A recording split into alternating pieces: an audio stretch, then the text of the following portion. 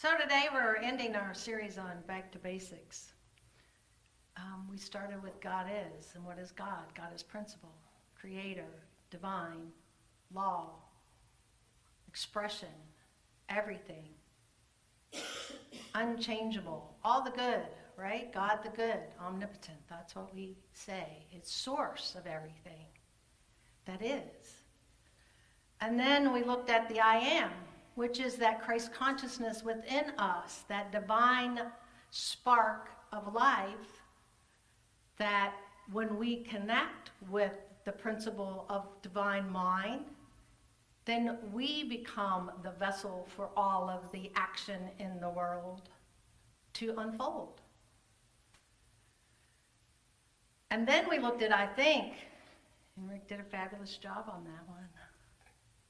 The divine ideas that we create and manifest from formless to form, allowing for the creation of everything in our own life and our desires. Then we walked into prayer, into the silence. Be still and know, because that's where we connect. That's where the guidance comes through into our individual expression of the divine. Because we're all different. We all see things differently. We all hear things differently. We all imagine things differently. And it takes us all to create the unity and harmony in the world. But it starts within our own being before we can look at helping the world. So the I act is, what do I do?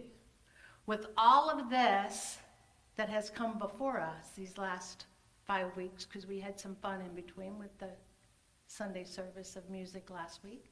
And life is to be expressed as joy. So why wouldn't we put joyful music in the middle of our process? Because that is the ultimate goal for most of us, to live happy, joyfully, freely, in the spiritual unfoldment of all that is, right? How many want that in their lives? Yeah. How many of you create that on a daily basis? Right. It is what we manifest. It is where rubber meets the road. It's where we actually take everything that we know to be true and put it into practice. It is that practice that the Fillmores called practical metaphysics, right? So they took everything that is and then began to actually embody the beliefs.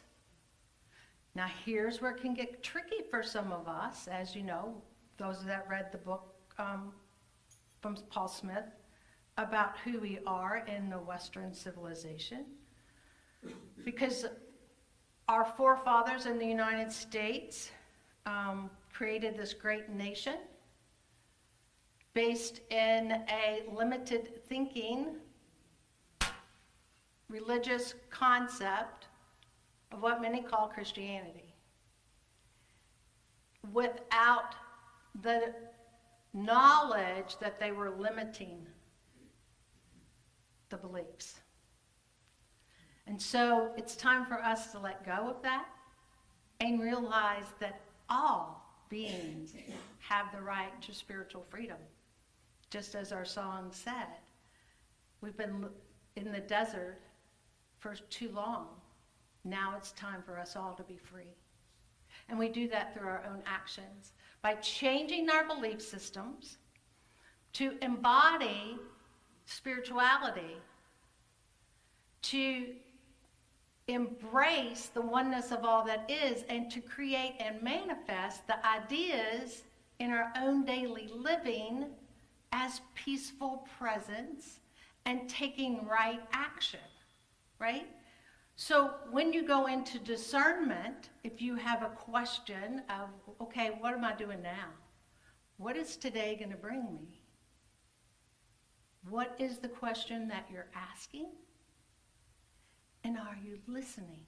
for the right direction. Then step into it with faith and understanding that there's a bigger concept of life than what we can imagine. Just as our forefathers were limited in their thinking, we are limited in our thinking until we break beyond the barriers of that thinking. So it's a continuing process of breaking beyond our own concepts of what living is really about and taking the right action to be that expression as we grow. So growing in consciousness and taking that right step to the unfoldment, and sometimes it's blind faith. Let's just be realistic about it. We have no concept of what the day's going to bring. How many of you know exactly what's going to happen today when you leave this building?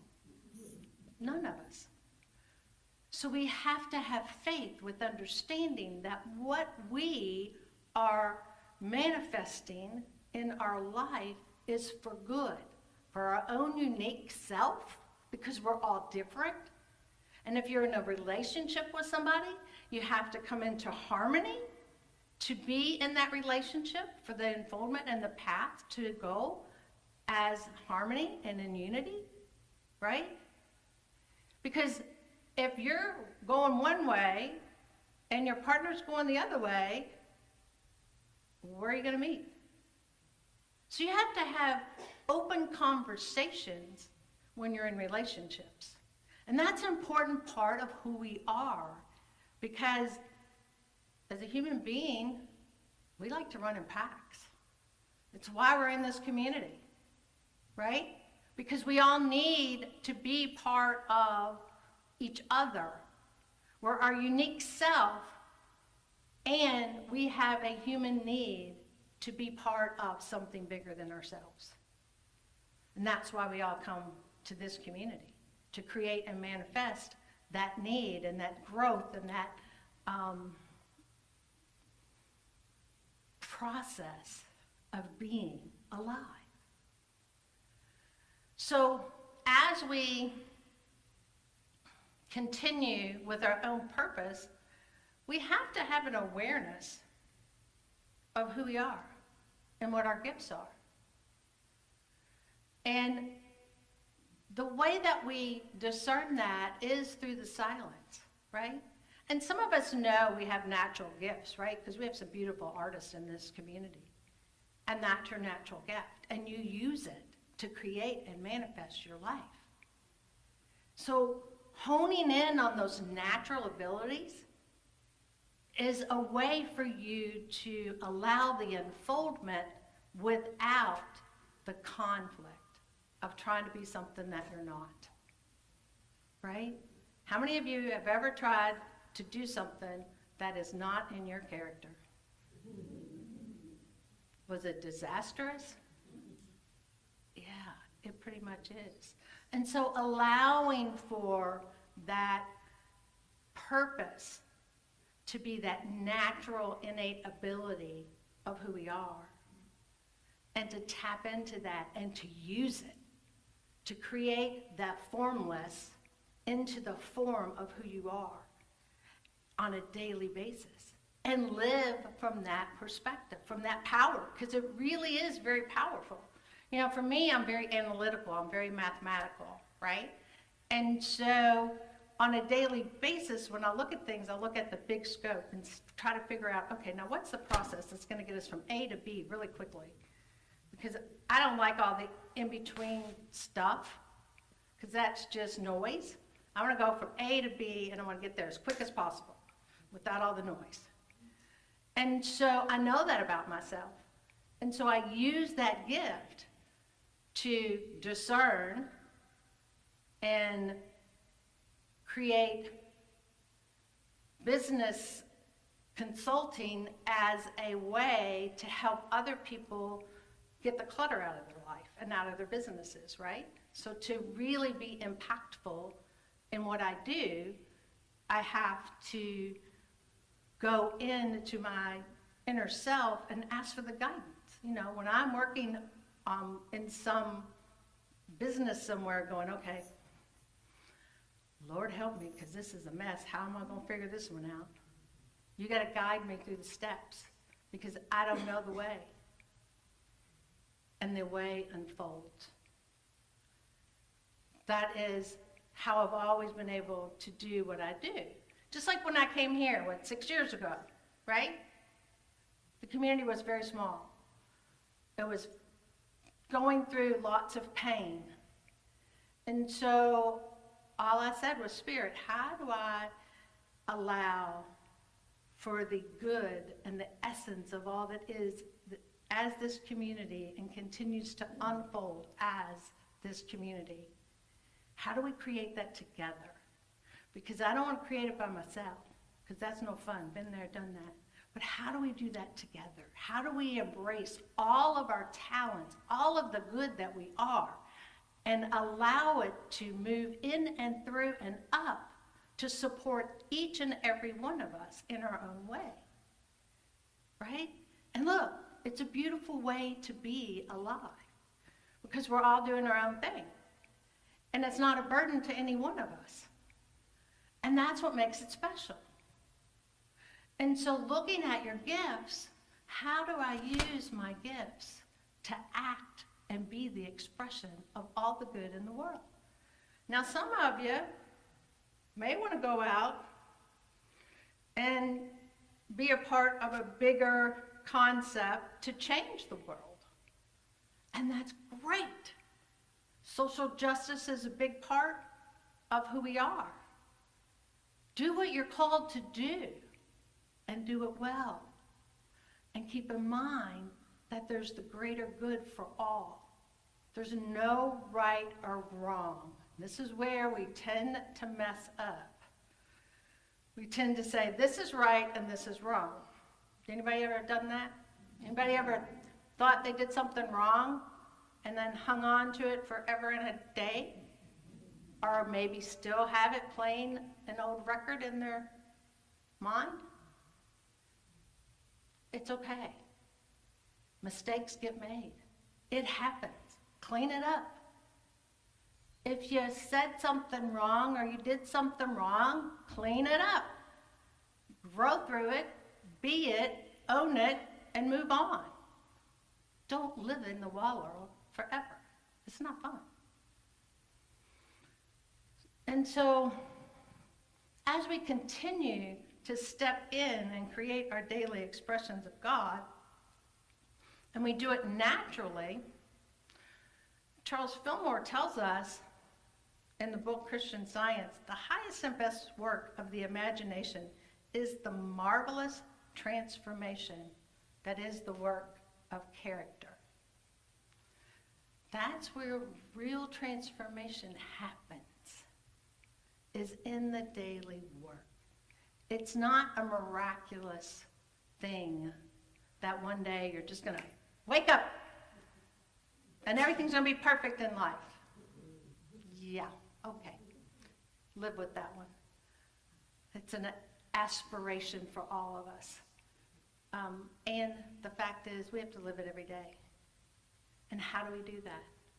By doing our prayer, by doing our inner work, by being the expression of good.